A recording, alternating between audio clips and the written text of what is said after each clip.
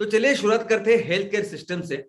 हमारे यहाँ या किसी भी देश में जो हेल्थ केयर सिस्टम होती है, यानी स्वास्थ्य के बारे में स्वास्थ्य का ख्याल रखने वाला जो कुछ इंफ्रास्ट्रक्चर होता है वो दो तरह का हो सकता है।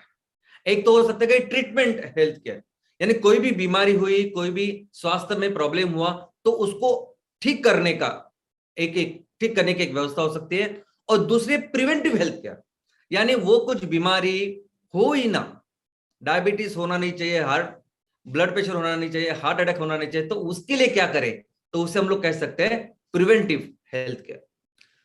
अभी हमारे भारत में ये जो सिस्टम्स है, ये दो प्रकार के सिस्टम जो ये दोनों चीज प्रोवाइड करती है, curative also and preventive also. So एक जो व्यवस्था है वो है पब्लिक हेल्थ केयर सिस्टम, यानी सार्वजनिक स्वास्थ्य व्यवस्था, और दूसरी जो है वो of course private health care system. ये जो सार्वजनिक व्यवस्था है ये 3 टायर की व्यवस्था है पूरे हमारे देश में। ये जो सार्वजनिक स्वरूप में स्टेट गवर्नमेंट, सेंट्रल गवर्नमेंट या आपकी म्युनिसिपैलिटी आपको स्वास्थ्य के बारे में जो भी व्यवस्था की उन्होंने की है, जो भी इंफ्रास्ट्रक्चर उन्होंने बिल्ड किया, वो 3 टायर का हम लोग बोल सकते हैं। सबसे पहला जो टायर है उसे वो प्राथमिक आरोग्य केंद्र है, लेकिन उस प्राथमिक आरोग्य के नीचे जो सबसे पहली जो चीज है वो है सब सेंटर। हर 5,000 पॉपुलेशन के पीछे एक सब सेंटर चाहिए, ऐसा कानून हमने बनाया है। और जहां पहाड़ी इलाका है, जहां लोग कम्युनिकेशन में बहुत डिफिकल्ट है, वहां 3,000 लोग भी रहे तो वहां एक सब सेंटर चाहिए, ऐसा कानून है। और इस तरह से सभी जगह ऐसे सब सेंटर बने हुए हैं। इसका पूरा खर्चा, ये पूरा मेंटेनेंस राज्य सरकार करती है। नेक्स्ट जो है प्राथमिक आरोग्य केंद्र। प्राथमिक आरोग्य केंद्र यानी हर 30,000 लोगों के पीछे एक प्राथमिक आरोग्य केंद्र होता है। और जहां ये पहाड़ी इलाका है, डिफिकल्ट एरिया है, वहां 20,000 लोगों के पीछे एक प्राथमिक आरोग्य केंद्र होता है, जहां डॉक्टर, नर्सेस, ये सभी विशेषज्ञ होते हैं। और ये पहला ऐसा रेफरल सेंटर होता है। दूसरा जो रेफरल सेंटर है इसके आगे, उसका नाम है सब डिस्ट्रिक्ट हॉस्पिटल। ये उसको कम्युनिटी हॉस्पिटल, ग्रामीण रुग्णालय, ये भी सब कहा जाता है। दोस्तों, हर तहसील के लेवल पे ये एक हॉस्पिटल होता है। और ये लगभग 80,000 से लेके 1,20,000 इतनी जो पॉपुलेशन है उसके पीछे एक ऐसा सब डिस्ट्रिक्ट हॉस्पिटल होना चाहिए, ऐसा हमारा कानून है। और उसके तरीके से ये इंफ्रास्ट्रक्चर डेवलप हुआ है। और ये सेकंड स्तर है। और थर्ड जो रचना है वो है डिस्ट्रिक्ट हॉस्पिटल, यानी जिला रुग्णालय। जिला रुग्णालय आपके जिले का सबसे इंपॉर्टेंट, यानी वो त्रिस्तरीय रचने का सबसे ऊपर वाला वो हिस्सा है। और इसमें बहुत सारी स्पेशलिटी होती है, बहुत सारे अलग अलग डॉक्टर होते हैं। लगभग 75 यानी 100 से लेके 500 बेडेड हॉस्पिटल होता है। अपने जिले में कितनी जरूरत है, कितनी शाखाओं की जरूरत है, उस हिसाब से उस जिला रुग्णालय का विकास या उसका डेवलपमेंट होता है। दोस्तों, इसके अलावा हर राज्य में, देश में मेडिकल कॉलेजेस होते हैं और रिसर्च इंस्टीट्यूट होते हैं। मेडिकल कॉलेजेस एक्चुअली जहां डॉक्टर तो बनते ही है, लेकिन वो रिसर्च भी करते हैं। यानी अगर कोई नई बीमारी आती है तो क्यों आती है, कैसे आती है, क्या उसका कारण है। अगर कोई नई दवाई आती है, अगर कोई ऐसी उपचार पद्धति हमें डेवलप करनी है, तो ये सभी काम इस मेडिकल कॉलेजेस में और रिसर्च इंस्टीट्यूट में होते हैं, जो राज्य सरकार, केंद्र सरकार करती है। और कुछ ऐसे इंस्टीट्यूट है हमारे देश में जहां तो पूरे भारत से ही नहीं तो बाहर से भी लोग आते हैं।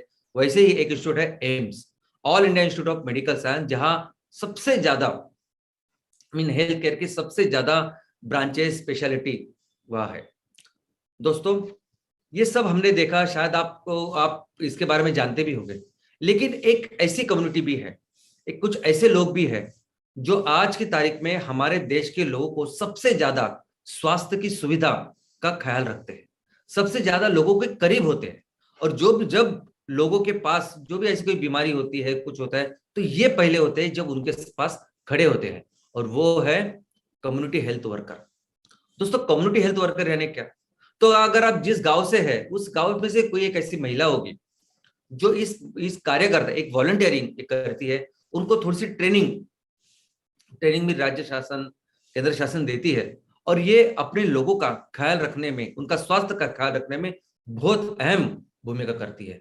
और ऐसी सबसे इंपॉर्टेंट अगर चीज कोई है, अगर कोई व्यक्ति कोई है, तो वो है आशा वर्कर। दोस्तों, आशा जो मुझे आई एम श्योर कि आप सभी को पता है, आशा उनका फुल फॉर्म है एक्रीडिएटेड सोशल हेल्थ एक्टिविस्ट। ये आशा वर्कर हर गांव में एक होती है। हमारे देश में लगभग 2.5 लाख ग्राम पंचायत है, लगभग 6 लाख गांव है, और हमारे यहाँ 9 लाख आशा वर्कर है।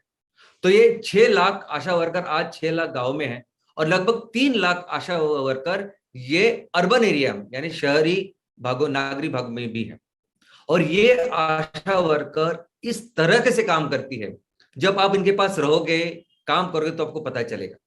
ये आशा वर्कर आप अपने गांव के लगभग सभी को जानती। किस लड़की की शादी होके वो दूसरे गांव में गई है, कौन शादी होके यहाँ आई है, किसके घर में बच्चा कितवी में अभी गया है, उसको क्या बीमारी है, अपने गांव की पूरा ठिकाना इनके पास होता है। और इस तरह से वो लोगों के साथ काम करते हैं कि वो बहुत सारे फैमिलीज, परिवार का तो हिस्सा बन जाती है। और इन लोगों की सैलरी बहुत कम होती है। यानी आप सोच नहीं सकते कि महाराष्ट्र में ये जो अभी सैलरी, आशा वर्क, सैलरी भी नहीं बोलते इनको, सैलरी भी नहीं, इनको मानधन बोलते हैं। तो मानधन उनको 1600 रुपए, 1800 रुपए पे ये आज उनको मिल रहा है। 3000 उनका होना चाहिए, ऐसा भी वो चल रहा है, शायद वो होगा भी।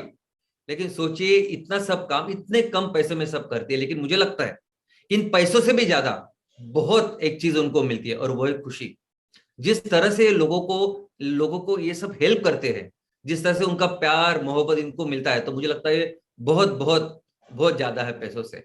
लेकिन इसके भी आगे जाके मैं आपको एक बात कहना चाहूंगा कि अभी तक हम, भारत सरकार ने, हमारे राज्य सरकार ने, या हम देश ने स्वास्थ्य को लेकर जो भी काम किया है, जो भी अचीवमेंट हम लोगों ने की है, वो सभी अचीवमेंट हम लोगों ने इसीलिए की है because of this health workers.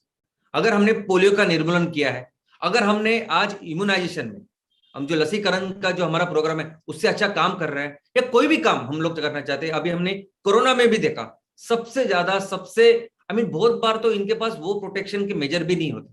हमने देखा कि उनकी सैलरी और सब कितना कम होता है, फिर भी वो जिस तरह से काम करते हैं, हमने जो भी पढ़ा अभी हासिल किए, वो सब इनके बदौलत ही किए। दोस्तों, ऐसे ही हर गांव में या 1-2 गांव के लिए एक ऐसी एक दादी भी होती है जिनको दाई कहते हैं। और ये दाई वहां गांव में कोई भी इमरजेंसी डिलीवरी अगर करनी है, तो उसके लिए वो उसको ट्रेनिंग भी देती है गवर्नमेंट, और उनको भी काफी सारा अच्छा अनुभव होता है। इसके अलावा एक बहुत इंपॉर्टेंट व्यक्ति जो पूरे स्वास्थ्य के सब सिस्टम में बहुत इंपॉर्टेंट योगदान देती है, वो है आंगनवाड़ी सेविका। आंगनवाड़ी सेविका यानी जो बच्चे स्कूल के पहले आंगनवाड़ी में जाते हैं, वो आंगनवाड़ी के बच्चों के लिए काम करते हैं। लेकिन सिर्फ बच्चों के लिए नहीं, तो बच्चे और उसकी माँ दोनों के लिए काम करते हैं। अगर आपको किसी भी देश का स्वास्थ्य कितना अच्छा है ये अगर आपको देखना है, तो आपको वहां की माँ और वहां के बच्चे, उनकी सेहत क्या है, सिर्फ इसके ऊपर सभी इंडिकेटर्स है। पूरी दुनिया में सिर्फ ये देखा जाता है कि आपके देश में, आपके गांव में, आपके जगह पे आप माताओं की और उनके बच्चों का कैसा ख्याल रखते हैं, और उनकी सेहत कैसी है। अगर उनकी सेहत सही है तो पूरे देश की सेहत अच्छी है। और उनकी सेहत अच्छी रखने के लिए ये आंगनवाड़ी सेविका का बहुत बहुत बहुत बड़ा योगदान है। दोस्तों, ये सभी तरह के काम करते हैं, होम विजिट से लेके, फर्स्ट एड से लेके, कई सारी बीमारियों में तो जाके घर जाके दवा देने का काम, ऐसे बहुत सारा काम ये करती है। ये एडवाइजर होती है, कभी एजुकेटर होती है, कभी ट्रेनर होती है। ये ऐसा करके भी गाँव की, घर घर की स्वास्थ्य बढ़ाने का काम कर रही है। अभी ये जो बीमारियां हम लोग ठीक करते हैं, ये जो स्वास्थ्य का हम लोग ख्याल रखते हैं, तो कई सारी उपचार पद्धति है जिसका इस्तेमाल होता है, जो हम लोग देखते हैं। तो उसमें सबसे ज्यादा प्रचलित उपचार पद्धति अगर कोई है तो वह है एलोपैथी। 19वें शतक में, यानी लगभग 200 साल पहले से इस पैथी की शुरुआत हुई। इसीलिए इसको modern medicine, western medicine, science based medicine या साइंटिफिक मेडिसिन भी कहा जाता है। और इसका जो मूलभूत आधार है, जो इसका क्या कह सकते हैं प्रिंसिपल है, वो ये प्रिंसिपल है कि अगर आपके बदन में कुछ ऐसा लक्षण है या किसी कुछ बीमारी हो रही है, तो उसके ऐसे ड्रग के साथ, दवाई के साथ ठीक करना, ऐसे केमिकल के साथ ठीक करना जो केमिकल आपके बदन में जाके एग्जैक्टली अपोजिट काम करे। तो अगर आपको एसिडिटी हो रही है तो आपको ऐसी दवा दी जाएगी जो अल्कलिनिटी काम करेगी। तो इसीलिए एलोपैथी की जो भी आप दवा लोगे ज्यादा, तो उसका खुद का एक इफेक्ट होता ही है कंपल्सरी। लेकिन एलोपैथिक एक साइंटिफिक पद्धति है, इसमें अगर कोई भी बीमारी होती है तो उसका पूरी तरह से पढ़ाई की जाती है कि क्यों ऐसा हो रहा है, पूरी तरह से डिटेल उस पर रिसर्च होता है।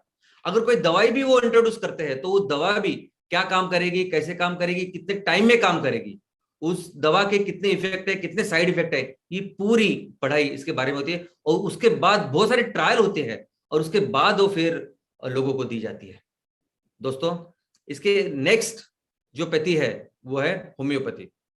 होम्योपैथी यानी उनका आधार यह है कि अगर कोई चीज, अगर कोई सब्सटेंस, अगर कोई दवाई अच्छे आदमी में, अगर कोई एकदम स्वास्थ्य अच्छा आदमी है, उसको अगर हम लोग वो दवा दे और अगर उसमें वो बीमारी के लक्षण आए, अगर कोई दवा किसी अच्छे आदमी को दे और उसमें कुछ बीमारी के लक्षण आए, तो वही दवा ऐसे बीमार आदमी में, व्यक्ति में जहां वो बीमारी के लक्षण है, उसको ठीक करती है।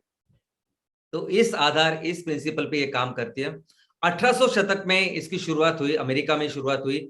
आगे के 100-150 साल ये बहुत ही वहां पॉपुलर थी। अभी भी बहुत जगह पे इसके ऊपर काम करते हैं और बहुत सारे लोग इसको फॉलो करते हैं। लेकिन दुनिया में अगर सबसे पुरानी कोई पैथी है, सबसे पुराने अगर कोई उपचार पद्धति है, तो वो है आयुर्वेदा। दोस्तों, हमने देखा कि एलोपैथी 200 साल पुरानी है, होम्योपैथी 300 साल पुरानी है, आयुर्वेदा 3500 साल से चलती आ रही है। हम लोग अभी 21वें शतक में, तो ये 2100 साल, और ये वैदिक पीरियड से भी पहले है। तो वैदिक पीरियड चालू कब हुआ? तो ये जब कॉमन एरा चालू हुआ उसके पहले 1500 साल पहले, तो 3500 सालों से ये चलती आ रही है। और इसका जो प्रिंसिपल है, इसका जो आधार है, वो ये है कि पूरी दुनिया जो जो जिस पंच तत्व से बनी है, 5 तत्व से, आकाश, पृथ्वी, जल, वायु और अग्नि, तो ये 5 तत्वों से ये जो पूरी दुनिया बनी, इन्हीं 5 तत्वों से हमारा शरीर भी बना है। तो अगर आपके शरीर में कुछ बीमारी है तो इस चीजों का कुछ इम्बैलेंस है, तो आपके इस इम्बैलेंस को सही करना ये आयुर्वेदा का काम होता है। और उसमें वो ड्रग, दवाई,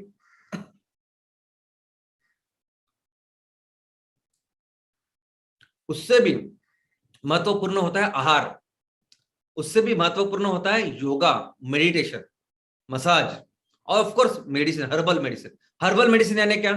तो आपकी दवाई के ऊपर दूसरी कोई वनस्पति आएगी और वो काम करेगी। और मैं समझता हूं कि अब आज की तारीख में आप देखोगे तो हर देश में बहुत सारे लोग आयुर्वेदा को फॉलो कर रहे हैं। आयुर्वेदा ये भारत ने पूरे संसार को दी हुई एक बहुत बड़ी देनगी है, ये बहुत बड़ा उपहार है।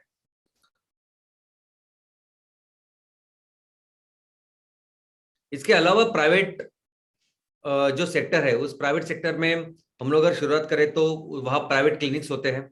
ये प्राइवेट क्लिनिक कहीं भी हो सकते हैं, किसी भी पैथी के हो सकते हैं। और ये जो 3 पैथी हम लोगों ने देखी, उसके अलावा कई सारी छोटी पैथी है, लेकिन ऑफ कोर्स ये अभी टाइम नहीं उसके बारे में सब बताने का। लेकिन बहुत सारी अलग अलग उपचार पद्धति भी है जो लोग फॉलो करते हैं। ऐसे अलग अलग उपचार पद्धति लेके कई सारे प्राइवेट क्लिनिक है जो गांव में, कस्बे में, हमारे शहरों में, प्राइवेट हॉस्पिटल्स है जो ट्रीटमेंट का काम करते हैं। और आज के तारीख में तो बहुत सारी प्राइवेट मेडिकल इंश्योरेंस कंपनी शुरू हुई है, यानी आप हर महीने कुछ किस्त दो और आपका जो भी मेडिकल का खर्चा होगा वो एक कंपनी संभाल लेगी। तो प्राइवेट कंपनियां भी होती है जिसको हम लोग सब्सक्राइब कर सकते हैं और वो इंश्योरेंस ले सकते हैं। और बहुत सारी कंपनियां, यानी कॉर्पोरेट कंपनी में अगर आप काम करते हो तो वो कंपनियां अपने सभी जो काम करते हैं उन लोगों के लिए ये इंश्योरेंस स्कीम देती है। इसके अलावा अगर पैथोलॉजी की बात करें तो मुझे लगता है कि पैथोलॉजी लैब तो हम लोग सिर्फ प्राइवेट ही सोचते हैं। किसी ने भी कुछ कहा कि अगर आपको ये जांच करवानी है खून की, पेशाब की, जो भी है, तो बस हम लोग प्राइवेट में ही जाते हैं। तो ये भी बहुत बड़ा सेक्टर है जो प्राइवेट में है। लेकिन अभी कुछ चीजें, अभी ये शायद ये चीजें आपने आपने जानी होगी या